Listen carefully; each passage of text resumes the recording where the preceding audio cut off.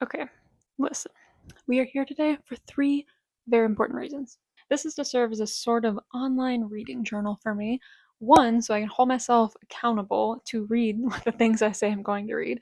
For two, so I can give and receive book recommendations so that I'm not reading bad books. I've spent too much of my life reading bad books. And for three, to rediscover the joy. I think somewhere amid getting my couple of degrees in creative writing, I sort of lost the joy of just purely reading things that you want to read, not things that you have to read.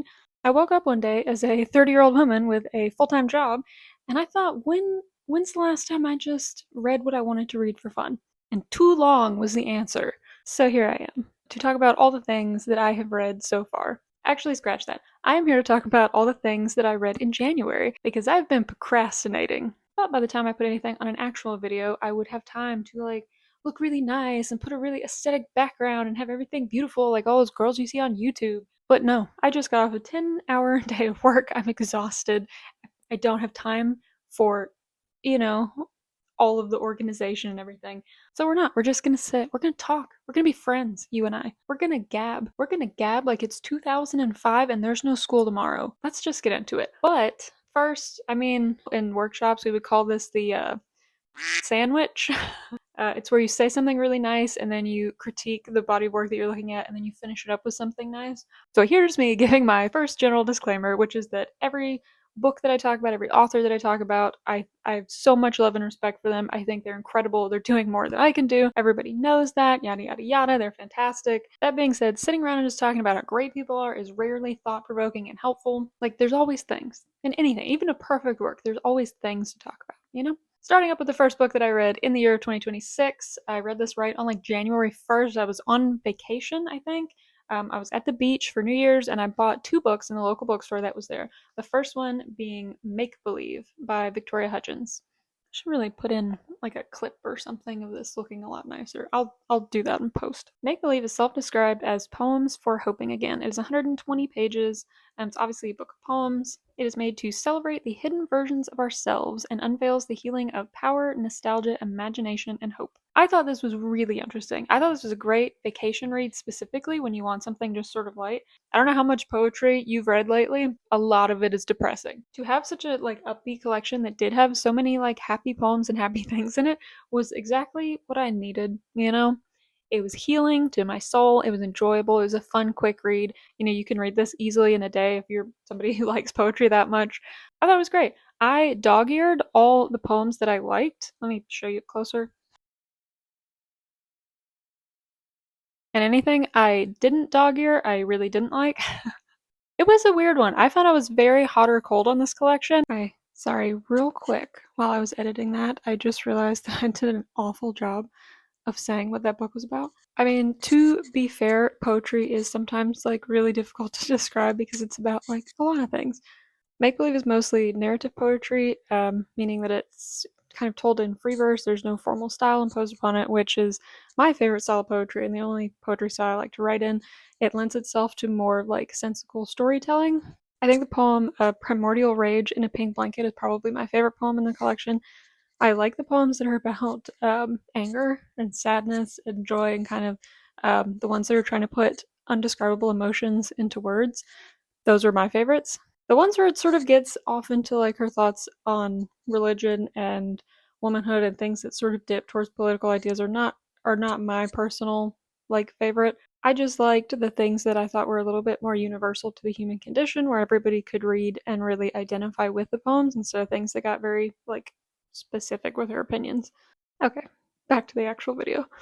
So for that reason, this collection as a whole for me fell around a 3.5.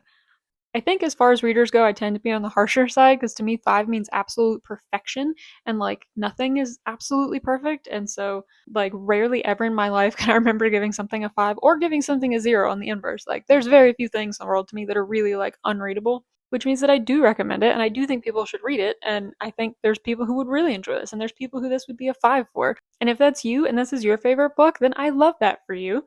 Let me know if I'm misjudging it. The great thing about books is you can read them again in a totally different space in your life, in a totally different mindset, and feel totally differently about them. But for me, at this time in my life, 3.5. The next book that I got on vacation was the second book I read in January, which was also from that little like bookstore by the beach, is How to Be a Saint by Kate Sidley. Can't see at all when I do that. So this was a weird one for me, I'm not gonna lie. I should start by saying that I don't typically read humor. It's not something that I pick up, so for me to like randomly stumble across this in a bookstore, I thought was just like unexpected and crazy and something that I wanted to try. It describes itself as an extremely weird and mildly sacrilegious history of the Catholic Church's biggest names. Basically, it breaks down step by step in a humorous way what it would take for an average person to go through the process of canonization and sainthood, which, spoiler alert, you have to be dead to be a saint. And so there's just like a ton of illustrations and jokes about that all throughout. This was another one I was super divided on, right? Because on the one hand, it's so great to see a very like serious, heavy topic like the history of the Catholic Church, which is not something that you normally see in like fun pop culture reads, make its way into like fun pop culture and humor. Like to me, that's a really interesting and unique thing that'll get people interested in an otherwise kind of unapproachable subject. I really like it for that reason, and a lot of the information in it I thought was good. On the flip side, you have to be able to take a joke.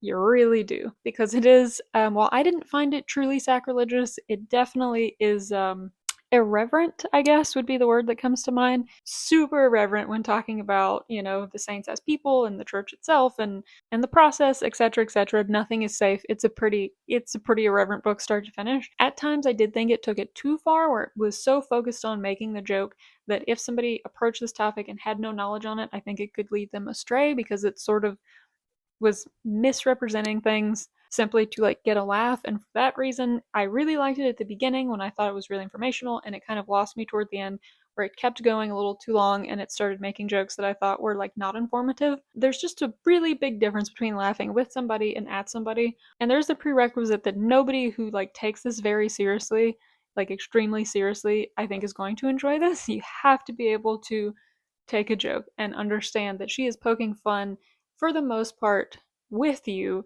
in an attempt to like educate in a humorous way. Sometimes she's poking fun at you, and for that reason it's sort of lost me on the back end. All this to say, I ended up completely divided in half on how I felt about this book. I'm interested and I think happy that it exists, but at the same time disappointed that it's not everything that I think it could be. So for that reason, 2.5. Like, I know that that seems harsh. I don't have a follow up to that. I don't know. I'm a harsh person. I think it's fair. I think it's a thought provoking book, which is to me like a great thing to say about a book. Do I recommend it? I don't know. Definitely not as an educational material if you're somebody who's like, I want to learn about this subject for the first time. This is probably not for you. That being said, I don't know. You know, interesting. I'm going to leave it at that. Interesting. Now we can get into the meat and bones of my January reading journey, which is my newfound love affair with Stephanie Garber.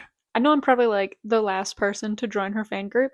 She's been all over social media if you're into book talk or bookstagram or any of those things. And like it's for a good reason. So the next three books that I read in the month of January were the Once Upon a Broken Heart trilogy. I should say that I technically read these out of order because her first series that she published was Caraval. I don't know if it was her first series ever, but in this world, she first published Caraval, and then she published Once Upon a Broken Heart, which is about Jax, the Prince of Hearts, who is a character that appears in Caraval, but this is all about his story and the girl that he ends up falling in love with. I will try not to give away any spoilers. I know a lot of people don't like to read this before Caraval, but I read it before the series, and I think that that's fine. I don't think that it ruins anything. And I'm also the type of person who tends to imprint upon like the first couple that I see. Like I want whoever their first love interest was to be the person that they end up with. I don't know, that's just like that's a me thing. So being able to read Jax's story first with the girl that he ends up with for me was like really satisfying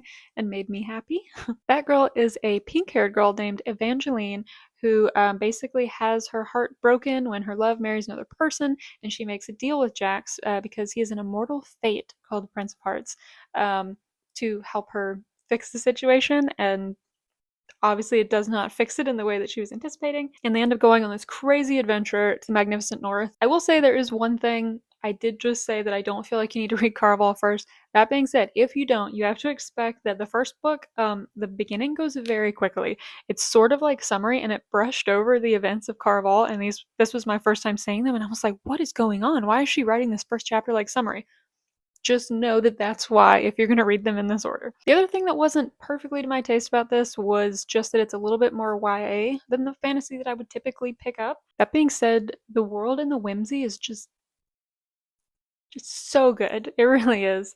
It's kind of what she's known for, I think. Not to mention her books are beautiful. I don't know, hopefully I've put in a clip like showing this better than I'm showing it, but she has these beautiful like gilded editions with all the sparkles and stuff. Wait, why am I just noticing that neither A Ballad of Never After nor A Curse from True Love is gilded? Literally only Once Upon a Broken Heart. What? Why?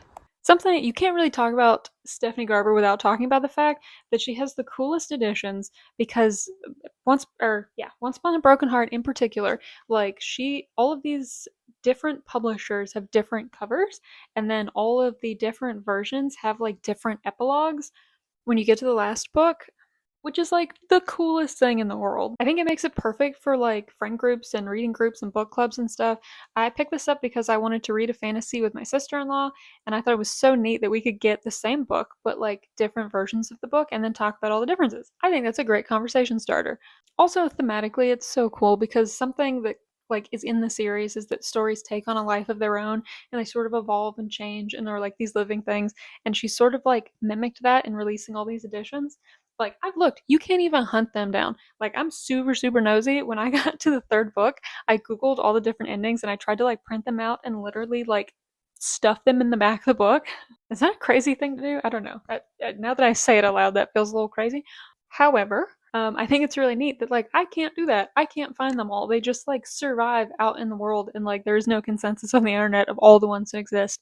And that's, like, kind of the coolest thing ever. So I will just say this series, start to finish across the board for me, was a 4, which means that I think it is amazing. And as somebody who doesn't give 5s, that's like really, really high on my list. As I said, the first book, Once Upon a Broken Heart, has a little bit of summary at the beginning and it goes very quick, but it's just like a light, fun read. My favorite book of the series was actually the middle book, Ballad of Never After, which I feel like never happens, right? Like the middle books are always kind of filler and you're not meeting them and you're not getting the resolution. But no, like this for me was the perfect balance, where things are heating up and like I don't want to like throw any spoilers out, but there's like more vampires than you'd expect in here. And if I was someone who could let myself give quarter scores, this would probably be a 4.25. But I'm trying not to get too nitpicky about everything, so I'm trying to stick to whole or half scores. And so for that reason, it is 4 across the board for me. But Ballad of Never After is actually my favorite book in the series. And then A Curse for True Love, which is the last book, obviously is also a 4. There's an aspect of time travel going on in that book. I think my problem with the ending was really just that Stephanie Garber is not somebody who over-explains anything. Case in point, the apples. How many times in reading this series did I Google what is going on with the apples?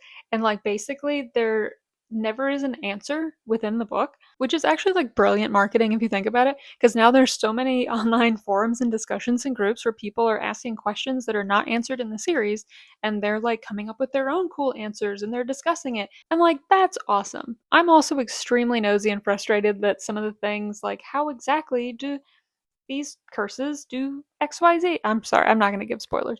I will just leave it at saying like there were things at the end that I wanted to really understand why they happened the way they did, why they had to happen the way they did, and how it works, how the system and the magic and the whimsy in the world works. That is not the kind of ending we got. It is not really explained in that way. And so for that reason, it was slightly unsatisfying for me. But characters are great. Jax, obviously, I'm in love with him, as is everybody who's read this series. The characters are great together. The world is such a great, fun, like, warm place to escape to.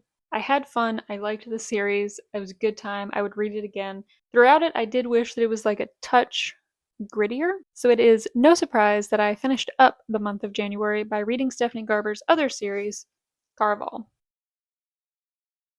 So Caraval is a weird one that I like saw in the bookstore several different times and I was always drawn to it. I really like the aesthetic of it. I always picked it up, but I never bought it because I was in this phase of my life where I like don't buy new books. I only go to thrift stores because I'm quirky like that. Anyway, I went back and I bought the new book and it's worth it. Buy the new book. This is about a pair of sisters, Scarlett and Tella. Basically, they have this awful father and they're trying to escape, and so they run away to this magic circus, which is run by Legend, who is sort of an enigmatic figure throughout the series. I hope I'm using that word right. And they basically become part of the game, part of the circus, and one sister has to find the other one by getting through a bunch of challenges.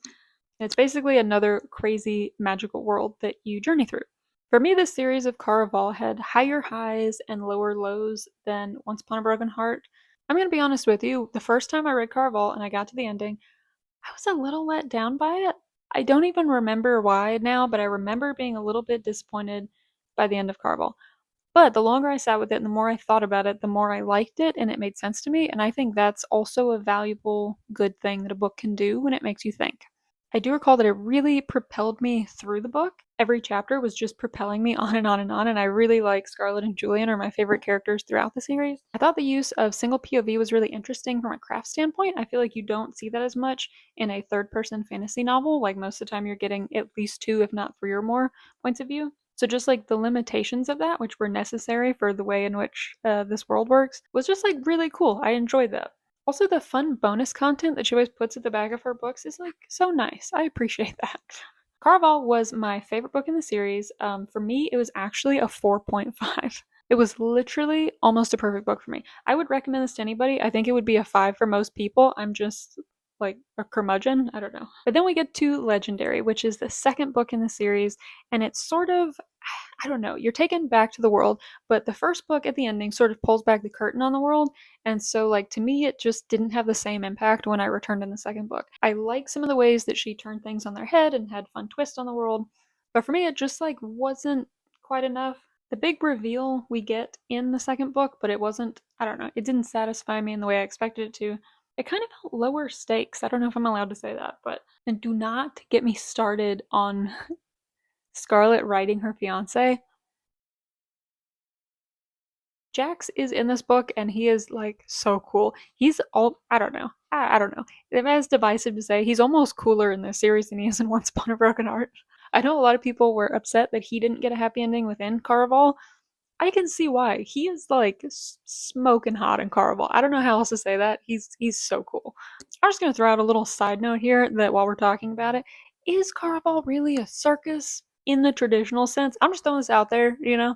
But like, what kind of circus are you going to that becomes a Hunger Games-esque trial? Like, who's watching this and where? Like, it's sort of mentioned that like sometimes people are watching, but like all I'm saying is it's not a circus in the traditional sense that I think of circuses. But the imagery's super fun. The vibes are so immaculate. And like it got me to pick up the book, so like, you know, it's doing all the things it needs to do.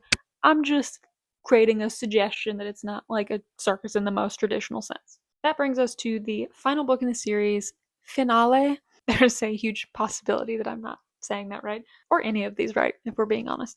As a disclaimer, I read all 3 of those books in 2 days, so like my brain was exhausted, and it's a possibility that that was affecting my reading experience. When we get into the deal that Tella makes that sort of leaves this big unresolved future plot, not a big fan of that, and it felt weirdly out of character given her history and all the things that she was upset about, and so for me, I didn't love that particular part.